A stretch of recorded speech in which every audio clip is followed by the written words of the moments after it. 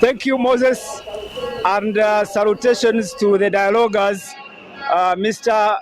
Otika Simire Baguma and Dr. Gerard Wanzala. We are in Nairobi right now, but Nairobi today morning, it is a bit hot, contrary to what we found here 2 days ago. It was really cold. The weather was very cold, but this day the weather has changed for the better, and we are in a political mood. It is a political season here in Nairobi. Everywhere you turn, you'll see either a poster of a candidate, and you'll find people in groups discussing politics and probably what they think their future will be after Tuesday. But we are standing right at Kasarani Sports Center, where we expect the Azimio candidate, Raila Odinga, will hold his final rally together with his running mate, Martha Karua. Here at the stadium, you can hear in the background, it's all noise as supporters chant the names of their candidates. And across the city has been actually almost divided into two.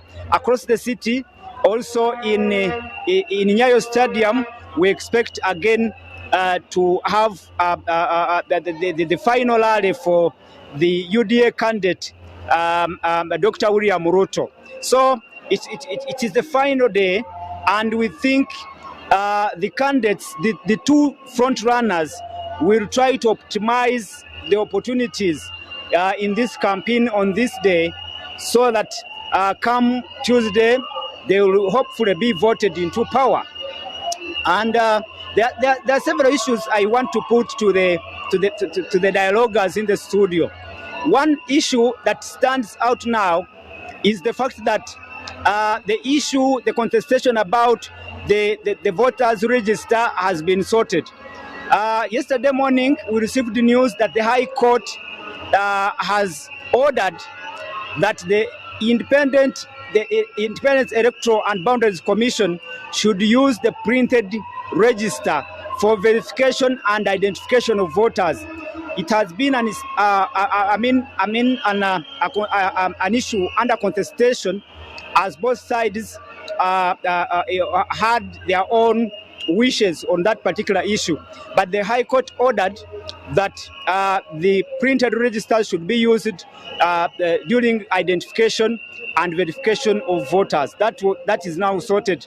And of course, it is the last day, again today, when the final batch of electoral materials will be coming into the country. There has been also an issue about electoral materials. You remember the incident of those electoral materials that were found at the airport, that were impounded at the airport. Then there were also contestations on whether the election would be free and fair, in regard to the electoral materials. But again, that one somehow has been sorted, and the tempers are now low about that particular issue. But then what we also need to note is that the chairperson of the Electoral Commission also announced that the 5 officials of the commission who were implicated by the auditor's report for being, for having been found involved in that illegal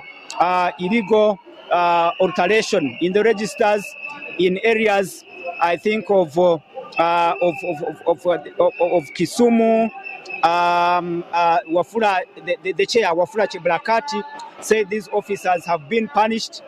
They have been suspended as pending investigations into alleged involvement in the transfer of voters, as in the KPMG report. So those were the outstanding issues.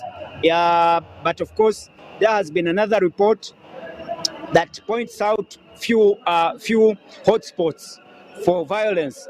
Kisumu, Usini Gishu, and Nakuru, Mombasa, Nairobi, those have been pointed out as potential hotspots for violence. But of course, the police and security, especially through the spokesperson of police, Bruno Siosha, yesterday came out to say that they are working on it. They have deployed 15,000 150,000 police officers across the country to ensure that security is really tight, and assure Kenyans that the security is top priority. They won't anticipate any incident of violence. So 150 police officers have been deployed across the country to ensure that security is paramount and tight. Now, finally, let me come back to what is going to happen here at Kasarani Stadium. Like I said, it is the final run for the Azimio candidate Raila Odinga and his running mate Martha Karua. They will be coming here today to push, to give that final push for their supporters, hopefully to vote them on the final day. And like I said, across the city in Nyayo Stadium, UDA candidate Dr. William Ruto also is holding another final rally. The rallies are closing, the campaigns are closing today, and according to the Kenyan Constitution, they have to have 2 days after the campaigns, then they go to elections. So tomorrow, Sunday, and Monday will be days of rest, and then the voters will be going to polls on Tuesday to, of course, vote for their candidates of their choice. But like we know, it's not only presidential candidates that will be voted on that day. All presidents will vote. The president will be voted on that day, but of course they will be voting for governors. They will be voting for MPs and senators, of course, on that particular day, and the local assembly councils will also be voted on that day. So that is what we wait to see, how it will pan out all through this day. The supporters have swarmed the stadium here. We will have, of course, if we happen to see the footage we captured earlier, the stadium is almost half full at this point. But again, we will be after here be entering the stadium, and hopefully during the course of the day, we'll be giving you updates on this particular rally here at Kasarani Stadium as the Azimio candidates stand at the podium and give the final push of their campaigns in their presidential bid for the president, the 5th president of Kenya, come August 9 next week. Over to you, Moses Kajangu, in the studio. Thank you very much, Apollo. Before you say now to Apollo, you have given us only 2 candidates, Raila Odinga and Ndugu Ruto. What about the rest of the candidates? Where are they going to put their rallies, their rallies? My brother, the most educated man, the Rasta, where is he going to hold his last rally? Before you say now. Well, it's unfair, but it's a fact. It's unfair, but it's a fact. We have 4 candidates in this race for the 5th president of Kenya. We have, of course, Dr. William Ruto, Raila Odinga, but we also have the Roots Party candidate, Professor George Wajackoyah. We also have the Agano candidate, David Mwaure. There are 4 candidates, but like I said, it's and everyone knows that this is a 2-horse race. But definitely, it's a 2-horse race. But again, there have been allegations. I think you might have seen or heard about it, that Professor George Wajackoyah supports one of these 2 front runners. So though he came out to dispute those allegations, there have been those allegations. Yes, he came out to dispute the facts, the allegations, and saying he's still in the race. But of course, when yesterday he was contacted on what he plans today, what we picked in the evening, he was not clear of what activity he has today. And again, the same applies to the Azamo Party candidate, David Mwaure.